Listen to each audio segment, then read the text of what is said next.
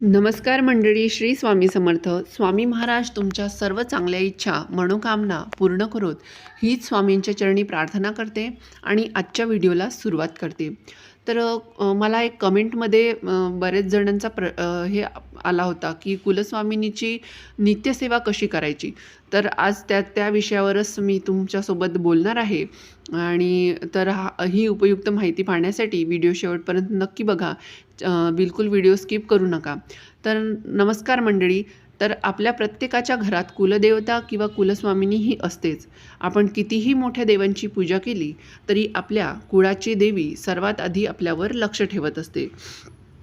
पण आजकालच्या धावपळीच्या जीवनात अनेकांच्या घरात कुलस्वामिनीची सेवा पूर्णपणे बंद झालेली दिसते. आणि मग घरात सुरू होतात सतत आर्थिक अडचणी, घरातील सदस्यांचे आजार, पती-पत्नींमध्ये भांडण, मुलांच्या शिक्षणात अडथळे, कोणतेही काम पूर्ण न होणे. म्हणूनच आजच्या या व्हिडिओमध्ये आपण जाणून घेणार आहोत की कुलस्वामिनीची नित्यसेवा नेमकी कशी करावी, रोज पूजा करणे शक्य नसेल तर काय करावे, महिलांनी सेवा कधी करू नये, सेवा करताना कोणत्या चुका टाळाव्यात आणि नित्यसेवेचे गुप्त फायदे कोणते. तर आधी आपण आपली जी कुलदेवता असते, जी कुलस्वामिनी असते, जी कुळाचं रक्षण करणारी आपली आई असते, तिचं म्हणजे काय महत्त्व आहे त्याबद्दल आपण जाणून घेऊया. तर कुलस्वामिनी म्हणजे आपल्या कुळाची आई, जिची पूजा आपल्या पूर्वजांनी अनेक पिढ्यांपासून सुरू केलेली आहे. प्रत्येक घराची कुलस्वामिनी वेगवेगळी असते. जसे की तुळजाभवानी, महालक्ष्मी कोल्हापूरची, सप्तशृंगी, रेणुका माता, अजून बऱ्याच देवी असू शकतात. आमची उज्जैनची आशापुरी माता आहे. ही देवी आपल्या घराचे रक्षण करते. ज्यावेळी घरात कुठले संकट येणार असते तेव्हा सर्वात आधी कुलस्वामिनी आपल्याला संकेत देते. उदाहरणार्थ वाईट स्वप्न पडणे, वारंवार वाईट स्वप्न पडणे, देवघरातील दिवा अचानक विझणे, घरात सतत नकारात्मक वातावरण निर्माण होणे, काम होता अचानक बिघडणे, हे सर्व संकेत असू शकतात की आपल्या कुलस्वामिनीची सेवा योग्य प्रकारे आपल्याकडून होत नाही आहे. आणि आता कुलस्वामिनीची सेवा करण्याची योग्य पद्धत काय आहे त्या विषयावर आपण बोलूयात. तर काय करायचं, दररोज सकाळी मी सांगते त्याप्रमाणे आता तुम्ही सेवा करायची.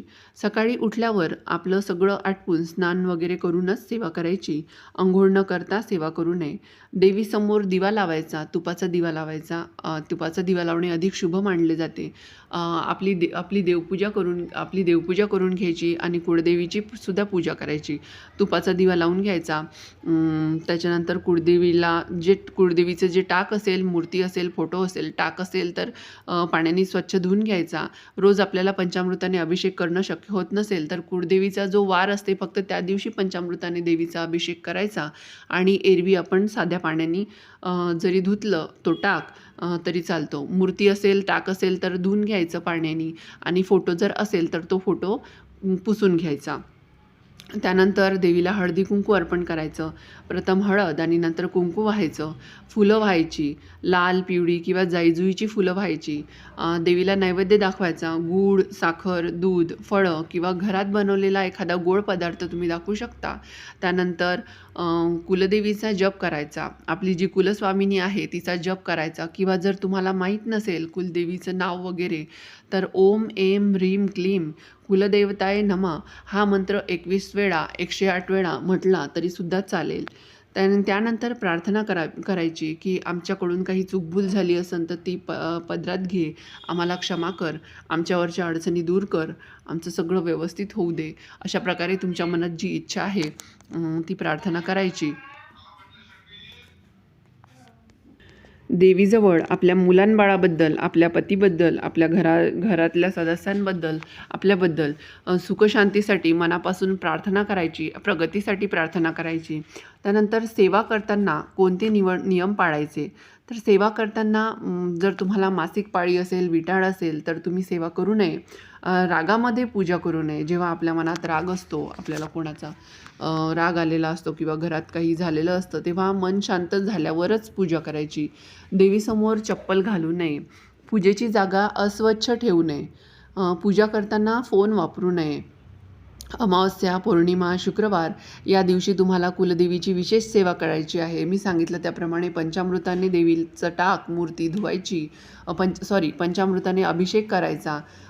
त्यानंतर देवीला खिरीचा नैवेद्य किंवा गोडाधोडाचा नैवेद्य दाखवायचा. पंचोपचारे तिची जर तुम्हाला रोज घाई असते, मला समजू शकते की आजकाल धावपळीच्या जीवनामुळे कोणालाच एवढी खूप जास्त पूजा करणे रोज शक्य होत नाही.